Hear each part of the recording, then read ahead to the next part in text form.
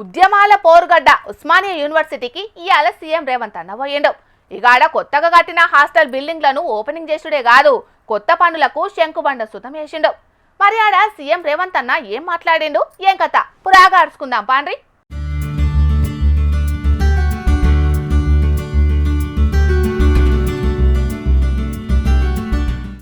CM పదవి చేత పట్టినాక మొదటిపారి యూనివర్సిటీకి పోయిన సీఎం రేవంత్ అన్న ఆడ ఏర్పాటు చేసిన ఫోటో గ్యాలరీని చూసిండు. అటెంకా 90 కోట్ల రూపాయలతో కట్టిన హాస్టల్ బిల్డింగ్ లను షాల్ చేసిండు. అట్లనే డిజిటల్ లైబ్రరీ, రీడింగ్ రూమ్ భవనాలను సుతం షాల్ చేసిండు.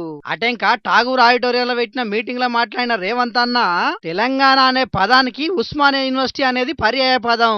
ఎంతో చరిత్రున్న ఉస్మానియా యూనివర్సిటీ నుంచి దేశ రాజకీయాలను శాసించే ఎంతో మంది నాయకులు వచ్చిరని అన్నాడు.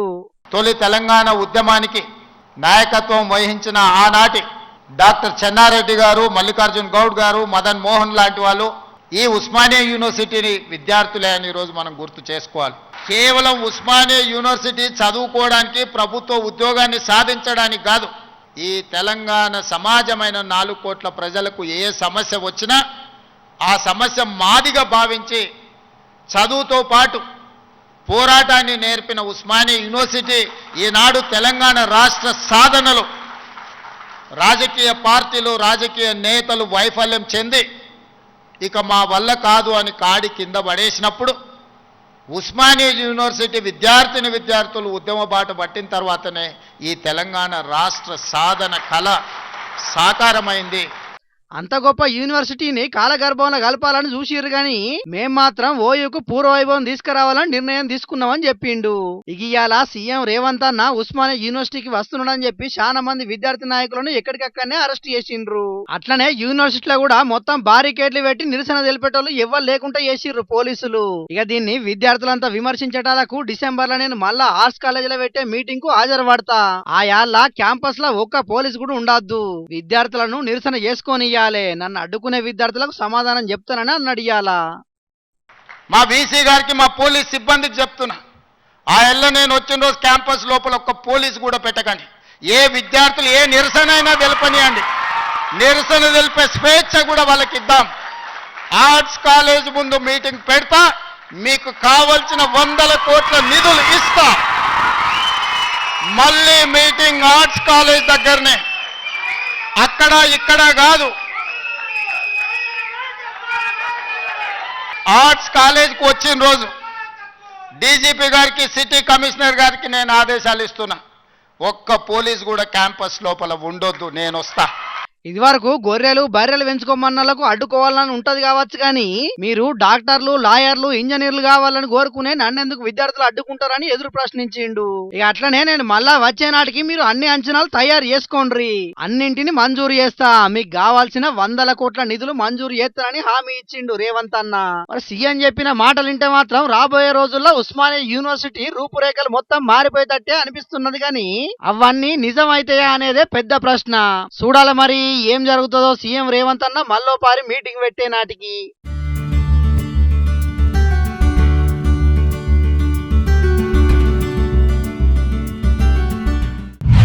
కరెంటు స్తంభాలకున్న కేబుల్ వైర్లన్నిటినీ కరెంటు శాఖ అధికారులు పుట్ట తెంపి పారితే జనాలకు ఎంత తక్లీఫ్ అవుతున్నదో మన జోర్దార్లా మొన్నట్లా చెప్పుకున్నాం కదా. ఇక ఇప్పుడు సర్కార్ ఆఫీసులో నడిచే పనులు సుతం బంద్ అయ్యేటాలకు ఎంత గోసైతున్నదో చూడుండ్రోలా. ఏదో చేద్దాం అనుకుంటే ఇంకేదో అయితాందుల్లా. కేబుల్ వైర్లు దెంపుడు కార్యం ముంగటేసుకున్న చెయ్యిపాటి సర్కారోళ్లకు కరెంటు తీగలు తలిగి కేబుల్ వైర్లు కటింగ్ చేసుడేమో గాని వైర్లు దెంపుడు చేయంగా ప్రభుత్వ కార్యాలయాలకు కూడా ఇంటర్నెట్ సేవలు బంద్ అయినాయి. ఇప్పుడు రంగారెడ్డి జిల్లా గండిపేట మండలం మణికొండ ఆర్టీఏ ఆఫీస్ లో ఇదే కథ అయింది. ఇప్పుడు పుట్ట తీగలు దెంపుట్ల నెట్ సేవలు ఆగి దరఖాస్తులన్నీ నిలిచిపోయినాయి. మళ్ళా చిన్నగనన్న కాదు, ఏం తక్కువ 5 కిలోమీటర్ల మేర కరెంటు స్తంభాలకు ఉన్న తీగలన్నీ సప్ప కోసేసిర్రట.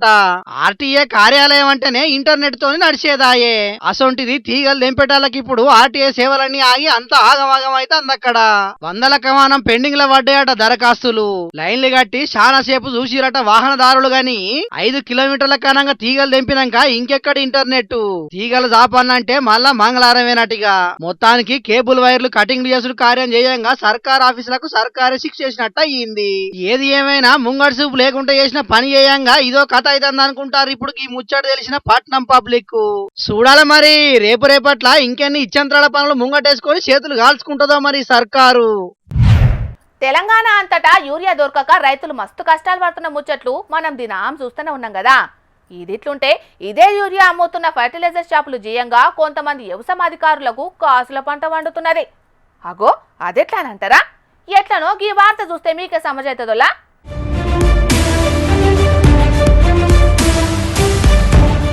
యూరియా ముచ్చటన్నారు, కాసుల పంట అన్నారు.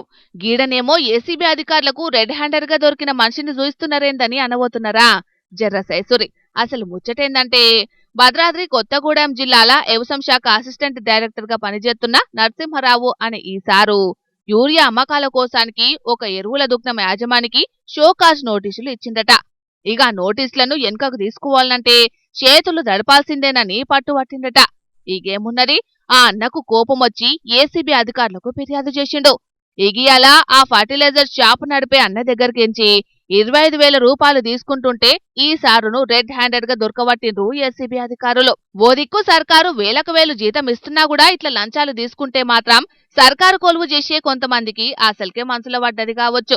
ఆయన సర్కారు నెలకు ఒకటే నాడు జీతం ఇత్తది, కానీ ఇట్లా మందిని వీడిస్తే మాత్రం ప్రతిరోజు 1 తారీఖు లెక్కనే పైసలు ఇంటికి పట్టుకోవచ్చని అనుకుంటున్నారు. లేకుంటే లంచాలు గుంజుడు మా జన్మ హక్కు అనుకుంటున్నారో తెలియదు గాని ఎంతమంది ఎన్ని తీర్ల కంప్లైంట్లు చేసినా ఎన్ని మాటలా ఇట్లా దొరికినా లంచాలు తీసుకున్నాడు మాత్రం మాననే మానరు కొందరు ఉద్యోగులు. మరిగా సర్కారు పెద్దలు ఇసొంటి లంచగొండులు మారాలనంటే ఏదో 4 రోజులు సస్పెండ్ చేసుడో మేమోలు జారీ చేసుడో కాదు, ఏకంగా కొలువులకెంచి పీకెత్తనే సక్కగైతారని అనబట్టిండ్రు ఈ లంచగొండి అధికారులు చేయంగా అవస్థపడ్డ జనాలు.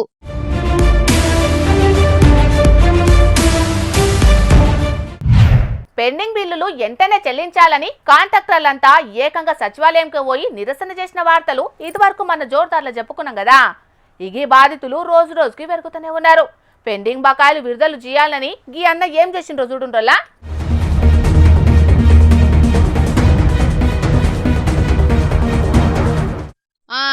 ఈడున్న ఫ్లెక్సీ చూడంగానే మీకు ముచ్చటేందో సగమంతా అర్థమయ్యే ఉంటది కదా. పెండింగ్ బిల్లులు వెంటనే చెల్లించాలని చెప్పి ఈ కాంట్రాక్టర్ అన్న భార్య పిల్లలతోని కలిసి యాదాద్రి భువనగిరి జిల్లా కలెక్టర్ ఆఫీస్ ముంగట ధర్నాకి కూకున్నాడు. భువనగిరి మండలం హన్మపురం ఊలుండే నాగపురి కృష్ణ అనే ఈయన్న 2 ఏళ్ల సంధి చేసిన పనులకు మొత్తం 42 లక్షల రూపాయలు రావాలట.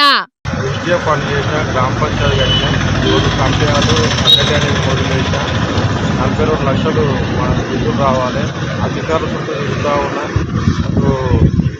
కలెక్టర్ గారికి అడిగినా అధికారులను తిరుగుతూ ఉంటే వాళ్ళు అక్కడ ప్రభుత్వమే రిలీజ్ చేయాలి, ప్రభుత్వం రిలీజ్ చేసి మేము వేడికెళ్ళి తెచ్చిస్తామని వాళ్ళే అంటారు. తిరిగి అధికారుల చుట్టూ చెప్పులు అరిగేదాకా ఎన్ని మాటలు తిరిగినా పెండింగ్ బిల్లులు మాత్రం విడుదల చేస్తలేరట.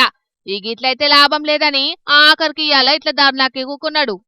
నాకు రేవంత్ రెడ్డి గారు ముఖ్యమంత్రి గారు, బట్టి ఉప ముఖ్యమంత్రి గారు, సీతక్క పంచాయతీరాజ్ శాఖ మంత్రి, మా జిల్లా మంత్రి కోమటిరెడ్డి రెడ్డి గారు, ఎమ్మెల్యే గారు అనిల్ కుమార్ రెడ్డి గారు అందరూ దయ చూసి మాకు రిలీజ్ చేయాలి, లేకుంటే సూసైడ్ చేసుకున్న పరిస్థితులు ఉన్నాం.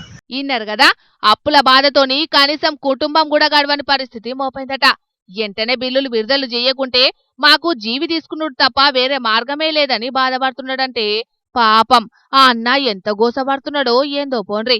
మరి కాదానోలా 42 లక్షల రూపాయలంటే మాటలా? సర్కారుదైనా ఏం పద్ధతి అన్నట్టు చెప్పుండ్రి. పనులు చేసేదాకనేమో జల్దిన చెయ్యిండ్రి అని ఎంటబడతారు, చేసినాకనేమో బిల్లులు విడుదల చేయకుంటే ఏందన్నట్టు వాళ్ళకే తెలవాలిగా. ఇదిట్లుంటే హైదరాబాద్లున్న మత్స్యశాఖ కమిషనర్ ఆఫీస్లో జరిగిన మీటింగ్లా గీ అన్న ఏం చేసిండో చూడుండ్రి.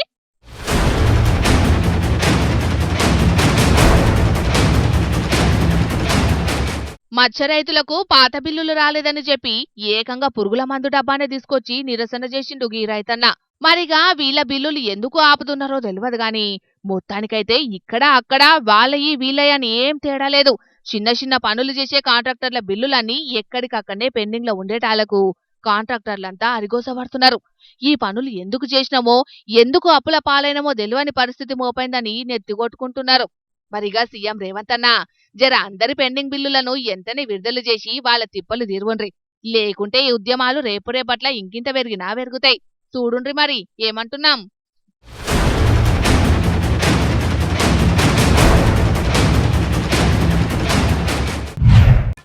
పబ్లిక్ ఇప్పుడు మా రాముల తాతని పిలిచేయాలి కదా, మరి పెద్ద మనిషి ఇయాలే మిగ్రం ముంగటేసుకున్నాడు, ఓ పారి అరుచుకొని వద్దాం పాండ్రి.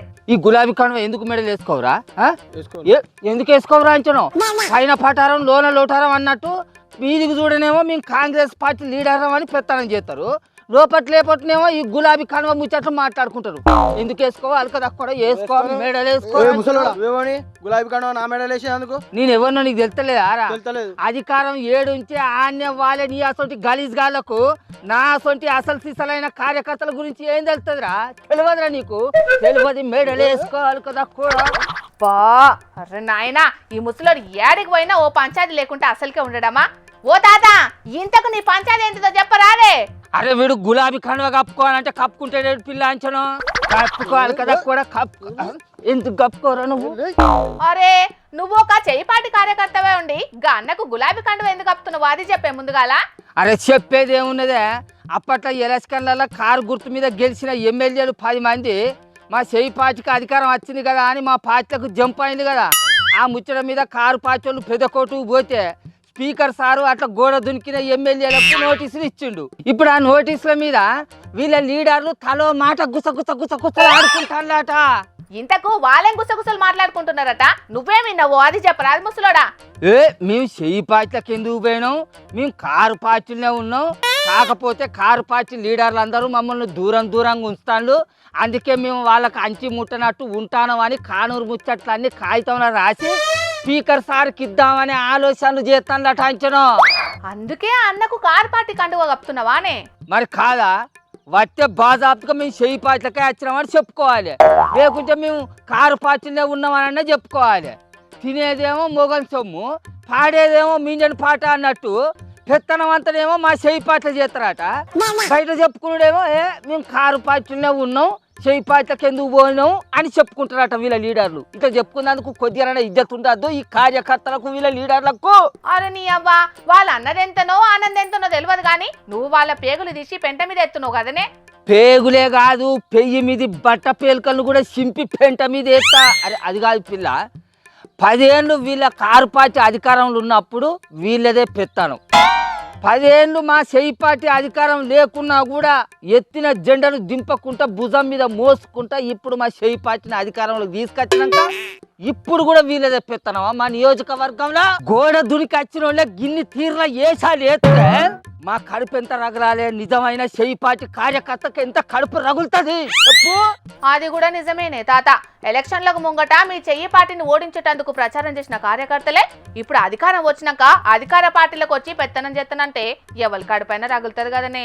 అరే అది కాదు పిల్ల, వీళ్ళ ఎమ్మెల్యేలు మా పార్టీలకు వచ్చినట్టు మా పార్టీ కండువాలను మెడల మీద వేసుకున్నట్టు మా ముఖ్యమంత్రి రేవంత్ సార్ చేతిలో చెయ్యి దిగినట్టు ఫోటోలు కూడా ఉన్నాయి. మరి అసొంటప్పుడు మా పార్టీ కండువాలన్నా మెడల మీద వేసుకొని తిరగాలి, లేకుంటే ఈ కారు పార్టీ కండువాలన్నా మెడల మీద వేసుకొని తిరగాలి. అటు కాదు ఇటు కాదు మా పార్టీలో పెత్తనం చేస్తాము అని అంటే మరిగా వీళ్ళ పద్ధతి ఏందన్నట్టు? అసలు వీళ్ళు ఏ పార్టీలు ఉన్నట్టు చెప్పు, నువ్వే చెప్పు. ఏందేమున్నది, గోడ మీద పిల్లుల శాస్త్రంగా చేస్తాను అన్నట్టు, ఎటువైపు అయితే అటు దుంకుతారు అన్నట్టు. అబ్బర కొడుక, మీది గిసొంచి లేకిడి బుద్ధి అని నాకు అసలుకే తెలియదురా. అరే మీ లీడర్లు పార్టీ మారినామని అంటారు కానీ మా చెయ్యి పార్టీ కండువ అయితే మెడలు వేసుకోరు. మా పార్టీనే ఉన్నామని చెప్పుకుంటారు, మా పార్టీనే పెత్తనం చేస్తారు. కానీ సాటుంగానేమో మేము పార్టీలు మారలేదు, మేము కారు పార్టీలే ఉన్నామని చెప్పుకుంటారు. అంటే ఏందన్నట్రా? ఎవరిని మోసం చేస్తాను రా కొడుక? ముసలోడా, నీకు ఇవన్నీ అవసరం లేదు, నువ్వు ఇక్కడ సపరేట్గా మూసుకొని పో. ఏంద్రా ఏమో లావు మాట్లాడుతున్నావు ఏంద్రా? నేను ఈ చెయ్యి పార్టీ పుట్టినప్పటి నుంచి ఇదే పార్టీలో పని చేస్తాను రా. మీ పార్టీలు మీరేంద్రా? మీరెక్కడ నేను ఏమన్నా నిన్న మొన్న ఆ పార్టీలో గెలిచి మీ పార్టీకి అన్యాయం చేసి మళ్ళీ మా పార్టీలోకి వచ్చినావు అనుకుంటున్నావు రా? నిన్న మొన్న చెయ్యి పార్టీలోకి వచ్చిన బాగా పెత్తనం చేస్తాను ఎదురా. అరే మీ లీడర్లకు దమ్ము ధైర్యమే ఉంటే మీరు మనసులే అయితే ఇప్పుడే ఎంబడే మేము నిజంగానే కారు పార్టీలు ఉన్నామనో లేకుంటే చెయ్యి పార్టీలనే ఉన్నామనో ఓ కాగితం రాసి స్పీకర్ సార్కి ఇవని చెప్పురా. బాగా మాట్లాడుతాను ఏంద్రా నువ్వు? అవును అది నిజమే. మా తాత అన్నట్టు మీకు ధైర్యమే ఉంటే ఏదో ఒక ముచ్చట మైకుల ముంగడికి వచ్చి మాట్లాడమన్న రాదే అన్న మీ లీడర్లను. అట్లా మాట్లాడరు, ఎందుకంటే ఉన్న పదవి ఊడప్ప అవుతుందేమోనన్న భయం. ఒకవేళ ఊడప్ప అయింది అనుకో మళ్ళీ గెలుతామో లేదో అన్న అదురు. ఎవరు ఏమనుకుంటా ఉండేది ఉంటే ఇదే చెయ్యి పార్టీ వండుకుంటా మంచిగా మా మీద పెత్తనాలు చేద్దామని చూసిర్రు కొడుకులు అంతే. ముసలోళ్ళే ఎవరు నీ మీద పెత్తనం చేస్తాను, ఎవడో బాగా పెత్తనం చేసినట్టు చేస్తాను, నువ్వు గదులు పెట్టు. అరే పోలీస్ స్టేషన్లో ఎవరిది పెత్తనం నడుతుందిరా? పార్టీ మారిన మీదేనా? ఊళ్ళల్లో ఇంద్రమ్మ ఇండ్లు ఇచ్చే కాడ, కొత్త పింఛన్లు రాయించే కాడ, సర్కారు పథకాలు ఇచ్చే కాడ పెత్తనం అంతా మీదేనా? మరి పెత్తనం నిన్న మొన్న వచ్చిన మీరే గింతగణం పెత్తనం చేస్తే 10 ఏళ్ళు పార్టీ అధికారంలో లేకున్నా ఈ కండువను మెడలేసుకొని ఎత్తిన జెండాను దిప్పకుండా భుజాన మోసిన మా కార్యకర్తలకు ఎంత కడుపు రగలాలరా. ఏలే ముసలోడా, పెత్తనం మిమ్మల్ని ఎవడన్నా గడ్డి బీక్తాలా మీరు ఎవడన్నా? అమ్మర కొడుక, మమ్మల్నే గజ్జి బీక్తాన్లా అని అంటారవా? ఎంత పలుపు, ఎంత పలుపురా నీకు, ఎంత ఓ ఓ ఓ మీ కొట్లాటకు కొరివి పెట్టా ముసలోడా. అన్నతోటి ఏం పంచాదే నీకు? ఏ ముసలోడా, నువ్వు ఈనోడు మాలను తీసుకొని రాపోరా, తీసుకొని రాపో. అవతల పార్టీ నుంచి మా పార్టీలకు వచ్చి నేను చెయ్యి పార్టీలే ఉన్నా అని చెప్పుకునే ధైర్యం ఉండదు. కనీసం మా పార్టీ కండువ కప్పుకునే విశ్వాసం ఉండదు. అసంటోళ్ళు ఏం చేస్తారా? తీసుకొని రాపో, ఈయన ఉంటా. పార్టీ మారిన ఎమ్మెల్యేలు వాళ్ళ ఎంబడి పోయిన కార్యకర్తలది కూడా ఇప్పుడు ఇదే పరిస్థితి. భాజపా కండువ కప్పుకొని తిరగలేకపోతున్నారు. అట్లని కారు పార్టీలనే ఉన్నామని కారు పార్టీ ఆఫీసులకి పోలేకపోతున్నారు. ఇంకో దిక్కు కాంగ్రెస్ పార్టీల పాత కొత్త లీడర్ల నర్మ పంచాయతీలు కూడా చాలా జాగాలో ఒడుస్తూనే లేవు. మరిగా ఆ పార్టీ మారిన 10 మంది ఎమ్మెల్యేలు స్పీకర్ సార్కి ఏం సమాధానం చెప్తారో, స్పీకర్ సారు ఏం నిర్ణయం తీసుకుంటాడో చూడాలి. మరిగా జోర్దార్ వార్తల్లా మళ్ళొక చిన్నదే బ్రేక్ తీసుకుందాం. మళ్ళా స్నేహమే నా జీవితం, స్నేహమేరా శాశ్వతం, స్నేహమే నాకున్నది, స్నేహమేరా పెన్నిది అని సోపతి గురించి గొప్పగా వాడుకునే మనసులను మించిన గొప్ప స్నేహబంధం ముచ్చట్లను పట్టుకొచ్చినాం ఇయాల. స్నేహానికి కుల మత జాతి భేదాలు ఎట్లుండియో జాతి వైరం ఉండదని ఆటి సోపతితోని చాటి చెప్తున్నాయి కొన్ని మూగజీవాలు.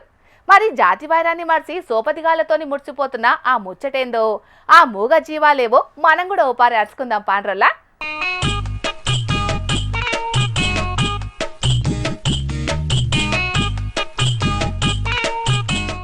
కోతి కుక్క ఈ రెండిటికి నిమిషం పడదు.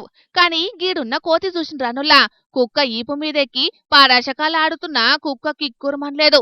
మీదికెంచి కోతి చేసిన తిక్క పనులకు కుక్క సుతం బాగ్గానే మురిసిపోయింది. మీసమున్న నేస్తమా నీకు కోపమెక్కువా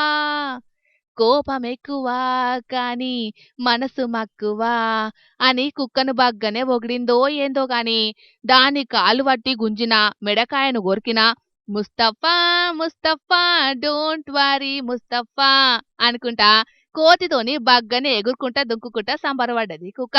కాని కోతినైతే ఏమనలేదోల్లా. కుక్క సుతం కోతి కాళ్ళను చేతులను గొరుకుకుంటా మస్తు పారాన్ని చూపెట్టుకున్నది గిట్లా. ఇక కుక్కతోని ఆడుకొని కోతికే బోరు కొట్టిందో ఏందో ఆడికించి సపోర్ట్ చేయకుండా పోయింది. వరంగల్ జిల్లా రాయపర్తిలో జరిగిందిదే. ఇక ఉప్పు నిప్పు లేకుండే గివి 2 ప్రాణ స్నేహితుల కంటే ఎక్కువ కలిసిమెలిసుండే వరకు ఆడున్నోళ్లు చూసి మస్తు పరశానైనరట. ఇక ఈ ముచ్చట ఇట్లుంటే రైతు పెంచుకుంటున్న గీ ఆవును చూడుండ్రి ఇంటోళ్ళ మీద ఎంత పారాన్ని చూపెడుతున్నదో.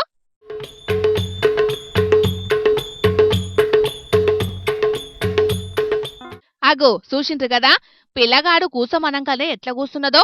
ఇక దినాం పిల్లగాడు హోంవర్క్ చేసుకునేటప్పుడు వచ్చి పక్క పొంటే కూసుంటదట. చెప్పిన పని చెప్పినట్లు బుద్ధిగా ఖచ్చితంగా చేస్తదట. వికారాబాద్ జిల్లా తాండూరు మండలం గుంతబాసుపల్లి అనే ఊళ్ళే గీలు పెంచుకుంటున్నారట గీ ఆవును. అయితే ఆవులంటే గీలకు మస్తు ఇష్టమట. ఇక చిన్నప్పటికెంచి ఇంట్లో మనుషులు లెక్కనే దీన్ని ఎంతో పాయరంగా చూసుకుంటున్నారట. ఇంట్లో మనుషులు గదా మెదిలినట్టే ఇంట్లో కొచ్చుడు, అరుగు మీద కూసునుడు, ఆళ్ళు చెప్పే మాటలినుడు అన్ని మనుషులు గదా చేసినట్టే చేస్తుంటదట గిట్లా. అగో చాపల వండుకున్న గిళ్ళ నడిమిట్లకొచ్చి మనుషులు లెక్కనే ఎట్లా కూసున్నదో చూసిండ్రా. ఇదే కాదు, చిన్నపిల్లగాడు పాలు తాగినా ఏమనలేదట.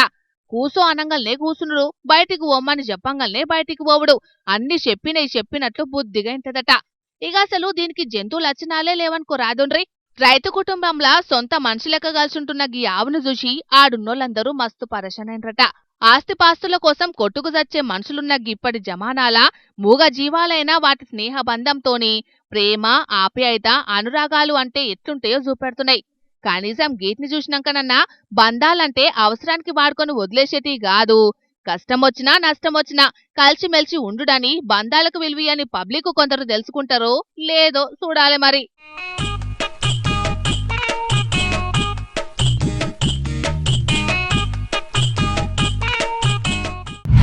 బస్సులల్లా జేబులు కత్తరించే దొంగలని చూసినాం. రైళ్లల్లా ఫోన్లు కొట్టేసే బద్మాస్గాన్ల ముచ్చట్లను కూడా బాగానే విన్నాం. కానీ రోగిలకి యాక్టింగ్ చేసుకుంటా డాక్టర్ జోబులకెంచే ఫోన్ కొట్టేసిండు గీడో దొంగ బద్మాష్గాడు. మరి వాని కథేందో మీరు కూడా చూస్తారని మన జోర్దార్లకి పట్టుకొచ్చినాం. చలో చూడుండ్రిగా.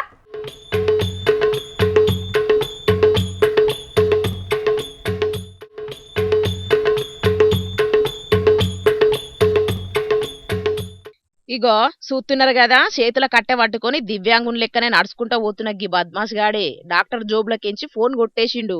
ఉత్తరప్రదేశ్ కాన్పూర్లున్న సర్కార్ దవాఖాన్లకు ట్రీట్మెంట్ కోసానికని వచ్చిండట. దివ్యాంగున్నని చెప్పి డాక్టర్ను నమ్మించి మందుల చీటి సుతం రాసుకున్నాడట. ఈ ఇక్కడనే జరంతసేపు నిల్సోని దొంగతనానికి రెక్కి చేసుకున్నాడు. ఇక ఎవ్వరు దొరకలేదో ఏందో ఆన్నే కారిడార్లో మాట్లాడుకుంటున్న డాక్టర్ల ఫోన్ల మీద పడ్డది గిని కన్ను. మెల్లగా కట్టె పట్టుకుని అలా పక్క పొంటే నడుచుకుంటూ పోయిండు. ఎవ్వలకు అనుమానం రాకుండా డాక్టర్ జోబులున్న ఫోన్ కొట్టేసి కుంటుకుట్టనే ఆడికించి పరారైండు గిట్లా. ఇక డాక్టర్ జోబుల చేయి పెట్టి చూసే వరకు ఫోన్ లేదని మస్తు పరిశాన్ అయిందట. అగో నా ఫోన్ ఎవలో కొట్టేసినట్టున్నారని పోలీసుల్లో కంప్లైంట్ చేసే వరకు సీసీ కెమెరాలు మొత్తం పరీక్షబట్టి చూసిండ్రట. గంతే ఇక ఈ దొంగోడు ఫోన్ కొట్టేసింది చూసి గంటలనే వాడిని పట్టుకొని ఫోన్ రికవరీ చేసి డాక్టర్ కు అప్పచెప్పిండ్రట పోలీసోళ్ళు. చూసిండ్రు కదా పబ్లిక్ దొంగలు ఎట్లా మోపైండ్రో. గెటప్పులే కాదు ఆఖరుకు రోగి లెక్క నటించుకుంటా దావకాన్లకచ్చి మరీ చోరీలు ఎత్తున్నారంటే గిలనేమనాలిగా. మీరైతే గిసంటోళ్లతో పైలం మరి.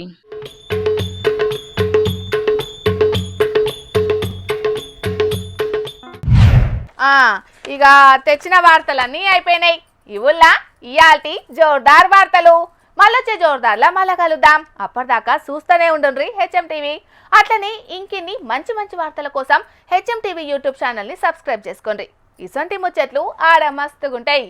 అన్ని ముచ్చట్లు మీ దాకా చేరాలంటే తప్పకుండా గంట కొట్టుండ్రి, లైక్ చేయండి, ఈ ముచ్చటను మీ దోస్తులకి షేర్ చేయండి. ఏమంటున్నాం? సరే మరి, టాటా.